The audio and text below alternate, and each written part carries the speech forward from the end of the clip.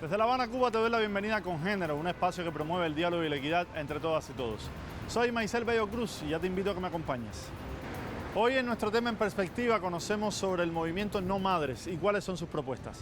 En Batallas por la Equidad nos acercamos al trabajo de la Red de Salud de las Mujeres Latinoamericanas y del Caribe. Y en Cultura con Género le echamos un vistazo a la película 4 meses, 3 semanas y 2 días.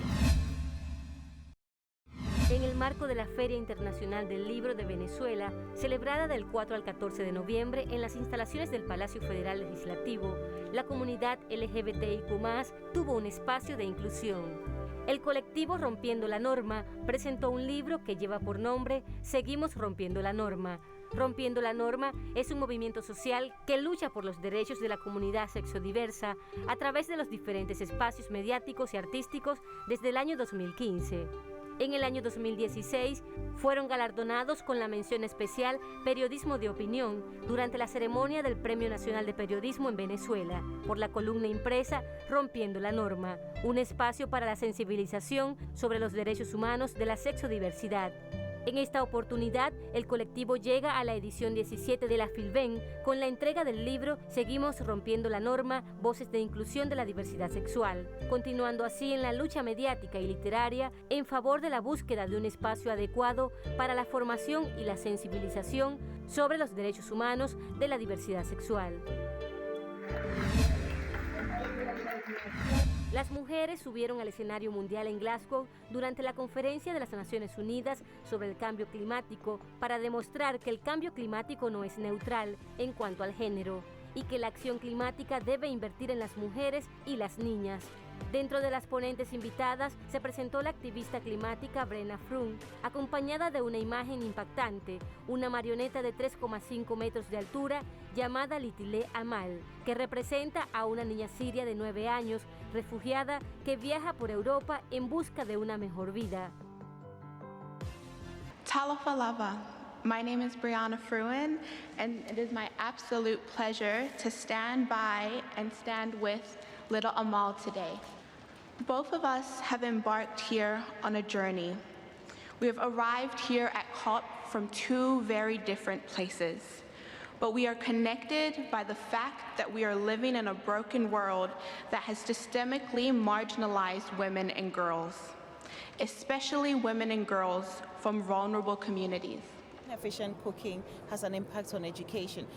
The girl goes out fetching firewood. It's time spent, instead of studying, she's out there looking for firewood in certain rural communities. So the way we cook, the way we find energy for cooking, it all directly impacts education for girls.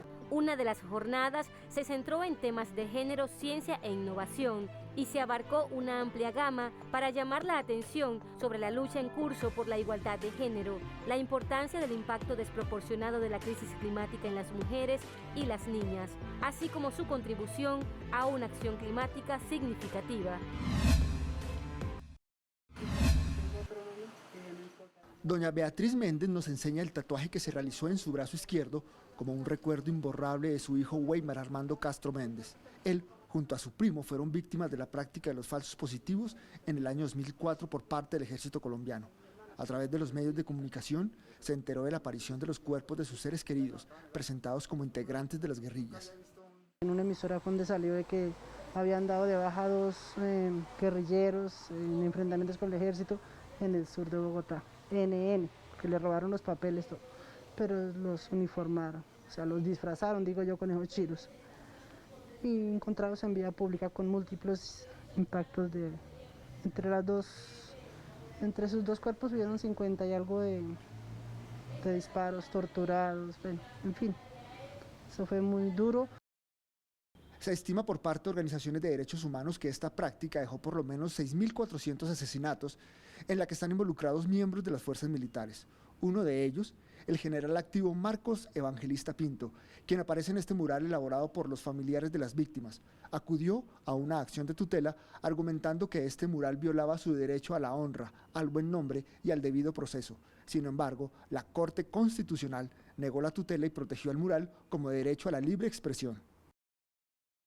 Ahorita no nos pueden romper los carteles, ahorita nos tienen que dejar los carteles para que sepa que el Ejército Nacional de Colombia hicieron lo que hicieron con los jóvenes de Soacha, no solamente con los jóvenes de Soacha, sino con los jóvenes del resto del país, porque fueron muchos jóvenes que mataron, no solamente 6.400, hay más de 10.000 jóvenes, fuera de los que no han denunciado, porque hay familias que no han denunciado la desaparición de sus hijos.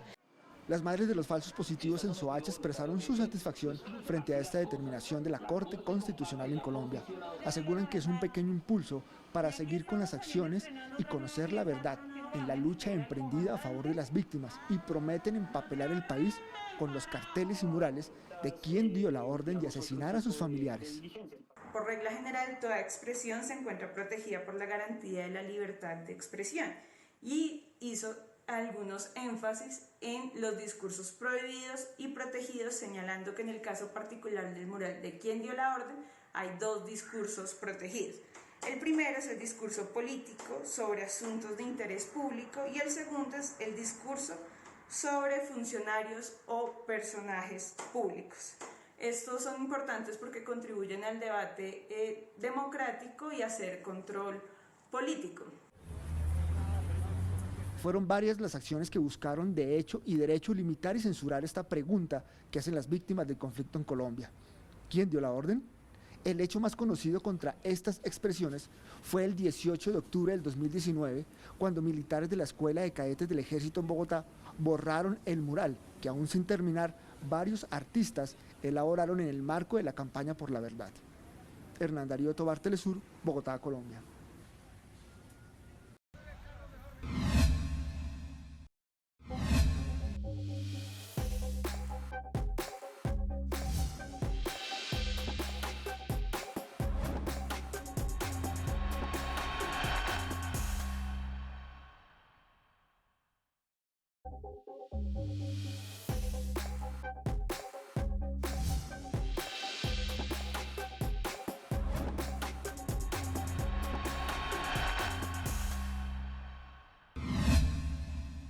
Hoy en Perspectiva conocemos sobre el movimiento No Madres, que propone que la maternidad sea una opción y no una obligación de las mujeres.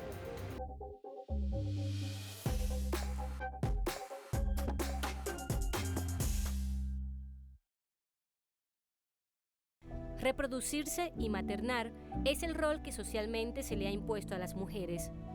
Es la única tarea y el único camino que el sistema político patriarcal concibe para las mujeres.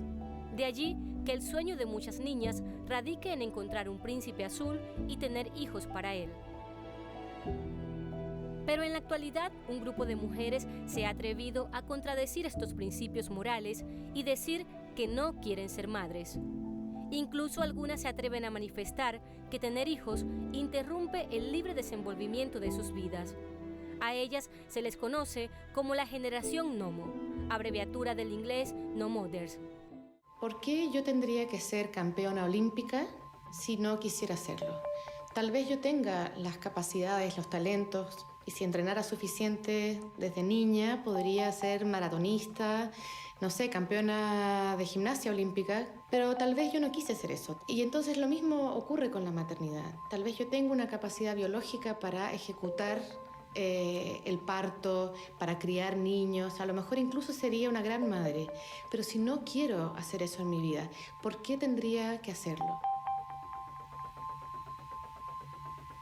La reacción social ante esta decisión o este fenómeno que califican como tendencia va desde el reconocimiento del derecho a no maternar hasta el enjuiciamiento social que las condena por oponerse a lo que los más conservadores llaman el don divino de la reproducción. Cuando cumplí 30, comencé a cuestionarlo y comencé a pensar, espera, ¿será que me falta algo? ¿Me está faltando una parte y debería desarrollarme? Y ahora sé que era por la presión que sentía, la indiscutible presión de que esa es la norma. Es lo que debería ser madre. Creo que necesitamos oír más personas hablar sin remordimiento sobre el tema, que digan, no me falta nada. No necesito nada. Quizás sea diferente a otras personas, pero muchos de nosotros somos distintos, de formas diferentes, y eso está bien. Pues fui al instituto, a la universidad, y durante todo ese tiempo nunca soñé, como algunas de mis amigas, con formar una familia y tener hijos. Nunca fue mi aspiración, nunca fue mi proyecto de vida. Y por eso algunas personas me han visto como rara, menos mujer, infantil, egoísta. En muchos casos, cuando las mujeres de la generación Nomo son confrontadas, les toca explicar o justificarse. Pero algunas optan por decir que el tiempo lo definirá, para que su interlocutor se detenga en el enjuiciamiento a esta decisión relacionada con la maternidad. Todas las personas que están a mi alrededor me preguntan lo mismo. ¿Cuándo vas a tener hijos? Y si no, es que no te gustan los niños. O mi preferida, ¿no ves que se te va a pasar el arroz? Yo no entiendo por qué toda esa gente está empeñada en aumentar mi dolor. La periodista española María Fernández ha vivido en carne propia la presión social que todavía se ejerce sobre las mujeres para que éstas tengan hijos. Desde su trabajo ha reflexionado sobre la razón de este fenómeno y considera que el periodismo que se hace tiene que ver porque valida el rol asignado a las mujeres por la forma en cómo es abordada la información sobre ellas. Incluso establece una diferencia en las preguntas que se le hace a una mujer al momento de entrevistarlas en relación a lo que se le pregunta a los varones. Para ella, una mujer no es definida por si se es madre o no lo es. El costo de una decisión como esta, que a juicio de muchos atenta contra la humanidad, significa para las mujeres el rechazo, la lástima o el juicio de los más conservadores, apegados a los principios más eclesiásticos. La Iglesia y el modelo religioso católico sustentan la teoría de la exclusividad de reproducción para las mujeres. En la historia bíblica se establece la imagen femenina como la reproductora del mismísimo Jesucristo, figura que sustenta las bases del cristianismo. Generaciones después de la historia dividida por el cristianismo, la responsabilidad de la reproducción, de la maternidad y la crianza sigue sobre un grupo de la humanidad que ha sido reducido a garantizar a toda costa la reproducción de la especie humana. De modo que el término generación Nomo, que fue acuñado por la asociación británica Gay White Women, una organización defensora de esta causa, intenta poner fin a la teoría de que las mujeres solo son la representación de la reproducción de la especie humana. Pero más allá de eso, combate un orden social que supedita a las mujeres a las labores del hogar y de la crianza para ubicarlas en los espacios que habían sido reservados solo para los hombres. Queda claro que maternar debe ser una opción deseada, no una imposición social. Te propongo entonces hacer una segunda pausa y enseguida regresamos con más de Congénero.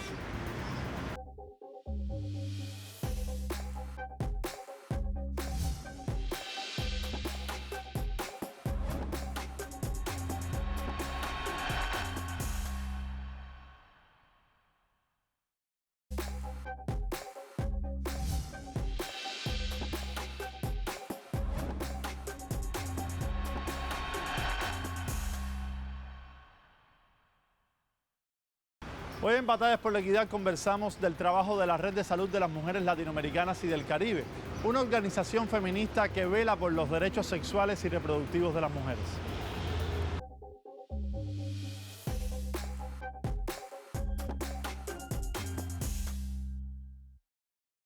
Desde una perspectiva feminista y durante 37 años, la Red de Salud de Mujeres Latinoamericanas y del Caribe avanza en la creación y construcción de una agenda política cuyo propósito pueda atender los diversos desafíos, reivindicaciones y propuestas que históricamente han rodeado el entorno de las mujeres, entre ellas la decisión sobre sus cuerpos. Bajo los conceptos de ciudadanía y empoderamiento, esta red continúa ampliándose de manera contundente por toda América Latina y el Caribe. sobre temas que van desde el posicionamiento de las mujeres en la opinión pública por medio de debates en distintos espacios y la implementación de políticas que constituyan el buen desarrollo en diversos entornos para las mujeres dentro de los gobiernos locales. Los derechos, problemáticas y riesgos que corren las mujeres en los sistemas de salud también han sido una de las temáticas pioneras de esta organización, generando conocimientos a través de una perspectiva feminista. Múltiples alianzas con diversas organizaciones y plataformas digitales dentro y fuera de nuestra región han servido como herramienta de difusión, lo que ha permitido la implementación de distintos acuerdos internacionales para potenciar las demandas de las mujeres y la creación de materiales y proyectos que han permitido decretos en diversas instituciones para la promoción y protección de los derechos de las mujeres. La modernización en cuanto a las actividades y encuentros permanece vigente en esta organización. A lo largo de los años, diversos lineamientos han permitido continuar con la creación de canales de comunicación que permitan la eficacia de acciones concretas y mecanismos en pro de los derechos de las mujeres en América Latina y el Caribe. Amplios son los retos que continúan enfrentando las mujeres por las defensas de sus derechos. A través de la Red de Salud de Mujeres Latinoamericanas y del Caribe, se abre una puerta de acciones positivas para elevar las voces y rostros a un mundo más igualitario y justo en pro de los derechos de las mujeres. Momento para echarle un vistazo a las redes.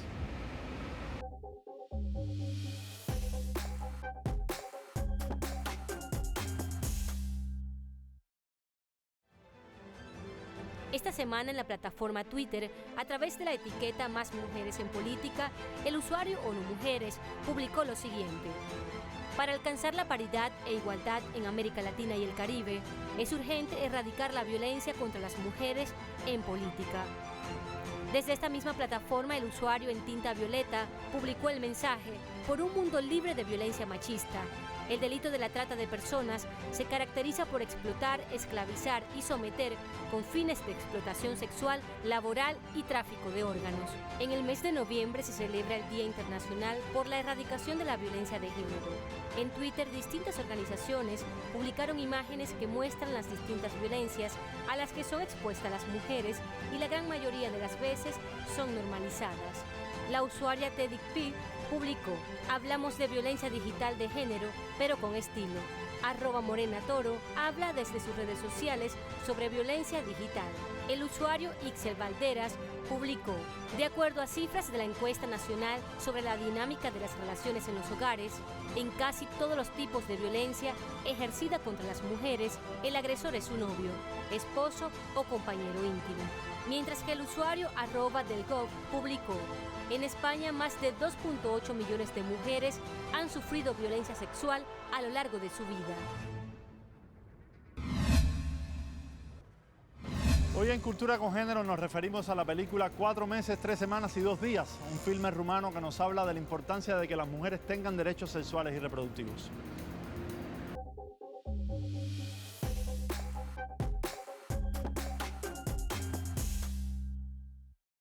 Cuatro meses, 3 semanas y 2 días es una película galardonada con el premio Palma de Oro en el Festival de Cannes en 2007.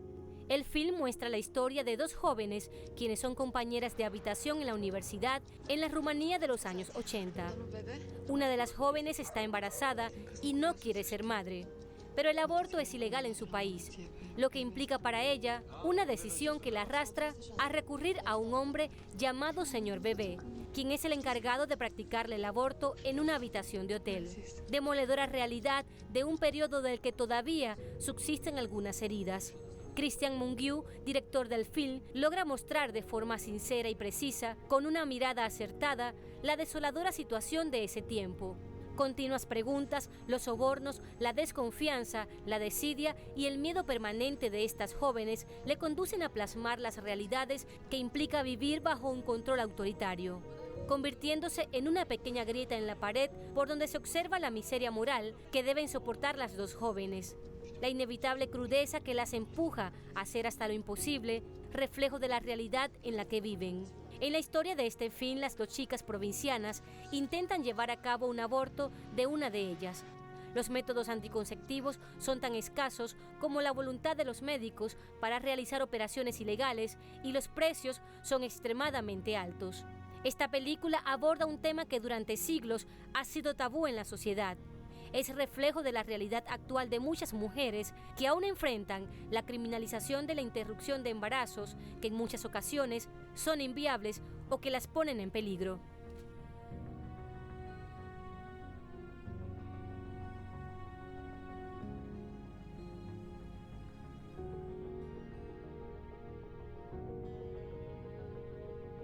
¿Le pondrá anestesia? Espere. Es que no sé cómo se hacen estas cosas. Una amiga que se hizo una interrupción me dijo que la anestesiaron. ¿Le han practicado algún aborto? Dejemos las cosas claras. Y así llegamos al final. Recuerda que puedes seguir esta y otras emisiones en nuestra página web, telesurtv.net, así como nuestro canal de YouTube Congénero Telesur. Te dejamos con la buena música de Francisco el Hombre y su tema Triste, Loca o Uma. Hasta una nueva entrega de Congénero.